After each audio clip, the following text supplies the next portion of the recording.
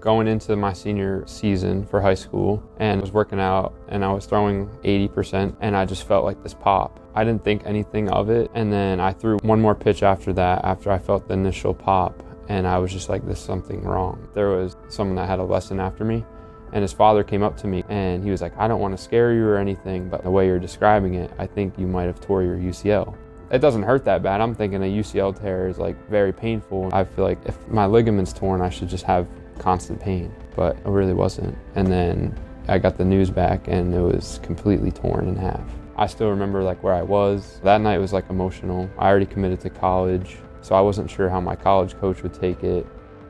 Growing up playing baseball my whole life, that's like the injury nobody wants. I've just played baseball all year round since I was 5. Eventually it got tired out and it tore.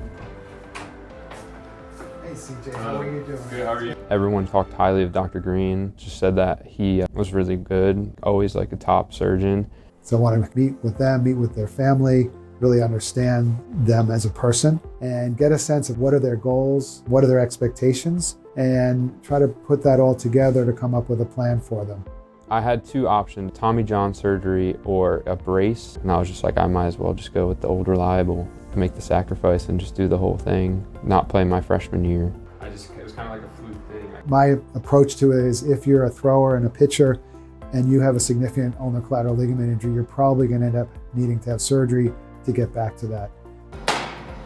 Getting aside from someone that's already been through it definitely really helps.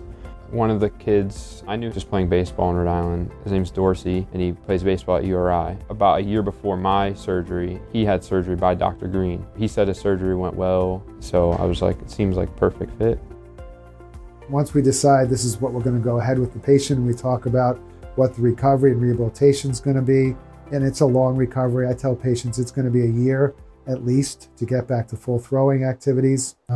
Actually, a pretty nice scar. Not too bad, because some of the scars here can be pretty awful. Yeah, I thought you did a great job. I had the surgery here. I came right in. I think it was like an hour, and it was done.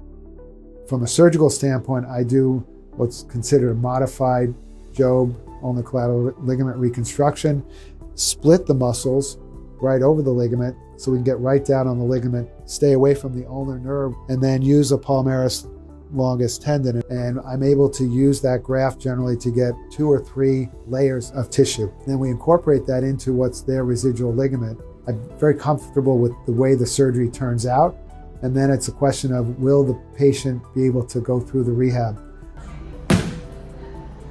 I always came to physical therapy like not hating it. I know a lot of people don't like coming, but I used to love coming, talking to everybody, going through my process. We don't have the volume that some centers do for this surgery, but from a technical standpoint, we're just as good as anywhere else. You need to be able to work with a team, be able to have this feedback with a surgeon, patient, family, rehab specialists. In this community, we can do that really well.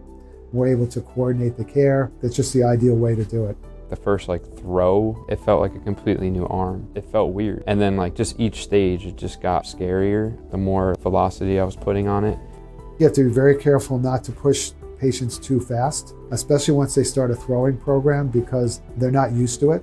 A lot of it is dependent on the patient being ready for the rehab, being able to work through pain when it's painful or ups and downs. You had your good days and your bad days, recovery-wise. Physically, it didn't really bother me, but mentally, that's where it hit. But I got through it, and I'm glad I did. The surgery date till the first time I threw in a game, it was 15 months. I got an email that CJ had gotten named Rookie of the Week for his efforts in school. I was really happy for him, really proud that he put in all the effort and time. It made me realize how to just take care of my body better, not only my elbow, but just everything around it. Mechanically, it makes you really just look at everything. He's got a good mindset in terms of understanding how to take care of himself. And that's really important because they also need to keep their body conditioned, work on their core, their lower extremities, their shoulder, so they have proper mechanics.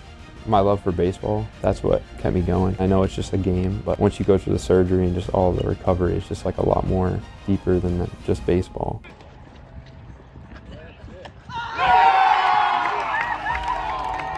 I've always played it my whole entire life. I've always wanted to play college baseball. I wouldn't know what to do without it.